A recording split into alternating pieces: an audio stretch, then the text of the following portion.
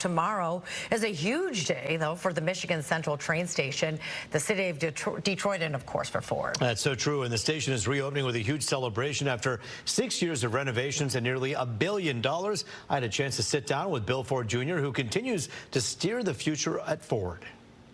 You and I sat here in 2018. We were sitting in the corner there. We saw graffiti on the wall, and you had a vision. Is this exactly what you envisioned? You know, I tell you what, the people who worked on this building were magnificent. When I'd come down here during construction, the pride they took in this and the joy they took in working on this was just amazing. And they were determined to make this beautiful, and they did it.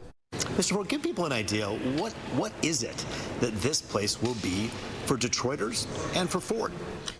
It'll be several things. For a lot of people, it'll just be an awesome place to bring your family and your friends and hang out, because it'll be beautiful. There'll be music, there'll be art, there'll be dining, there'll be bars. It'll just be a fun place to be. For Ford, it'll be a place where our best and our brightest will come and work on the future of transportation.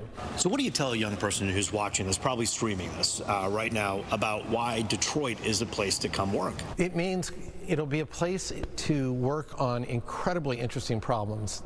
Because we not only have this building, and we're going to have a lot of software and hardware engineers here, but we have the airspace too. The FAA has given us the airspace, so we can work with things like VTOL, which is vertical takeoff and landing vehicles, drones, how they interact with vehicles. I mean, you think about the last mile of delivery. You could have a truck or a van connected to a drone, connected to a robot, all taking different, pieces of that journey in the delivery. We can experiment with all of that here. So to a young person, to be able to create not just a future of personal transportation, but the moving of everything, we can invent that here. In addition, you can do it in an amazingly beautiful place and a fun place. You hear a lot of politicians, including Donald Trump, talk about EVs, saying it'll drive the auto industry out of business. What goes through your mind when you hear that kind of rhetoric? Well, I think, EVs certainly aren't for everybody. And one of the things that I feel really good about Ford is that we have something for everybody. We have internal combustion engines, we have hybrids here and many more coming, and then we have pure EVs. So we're not forcing anybody into anything, and whatever they want, we have. And I think ultimately the customer has to choose. One thing we do know about EVs, though, is the people who have them say that they won't go back to internal combustion. They will stay with EVs going forward.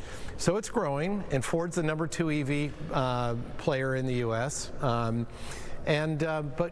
I think very importantly, we have something for everybody. Did it move too quickly, you think? Look, one thing we can never get right, and I don't think nobody ever has a crystal ball in terms of how quickly technology really develops. Because when I think back to 2015, 2016, there were a number of OEMs who said by 2019 we're going to have a whole bunch of autonomous vehicles on the road. And then we weren't saying anything, and people were saying to me, "Are you guys asleep?" But we knew how difficult it was, and we also knew the timing of that was so uncertain. And I think the timing of the adoption of any new technology is just unknown.